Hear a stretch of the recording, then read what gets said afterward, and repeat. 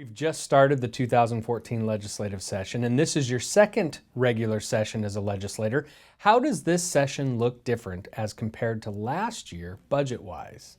We've got some good news. For the first time in 6 years, we're not dealing with a shortfall. We have a little bit of extra money there in the coffers. So that allows us to go ahead and we can fund some extra cases that might come up on existing programs. But you remember from listening to the governor's address, he has just a litany of projects that he would like to start up.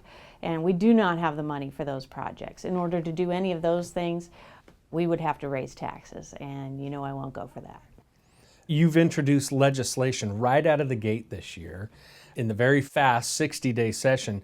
House Bill 2133 is about student records and privacy. Talk a little bit about this bill. Student privacy is one of those issues that attracts people across the board. I mean, we're all concerned. We want our students' data to be protected, and frankly, a lot of people aren't aware yet that the federal privacy laws, FERPA, were broadened in 2011. And so I simply feel that parents have a right to know when their students' data is being shared and with whom. And I think that they should have to give consent.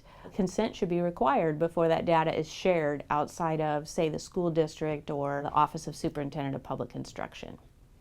You have another bill that deals with inspection of child care facilities. What does that bill do and why is that important? Yeah, that bill's important to me personally a great deal because so many people complained about this issue when I was campaigning. I heard it all around the district, from Monroe to Arlington, Marysville, Cedar Woolley, all over the place. Unsolicited, people would say, "Oh, so you're running for office? Well, here's what I want fixed." And they would complain about some out of control, ridiculous Dell Department of Early Learning regulation on home daycares. So this particular bill would say that if a home daycare is up to code, up to local code, as judged by the firefighters, then that's fine. That's good. You don't have to move your outlet one more, foot to the left from the door, for example. And finally, how can people back home get in touch with you while you're in Olympia this session?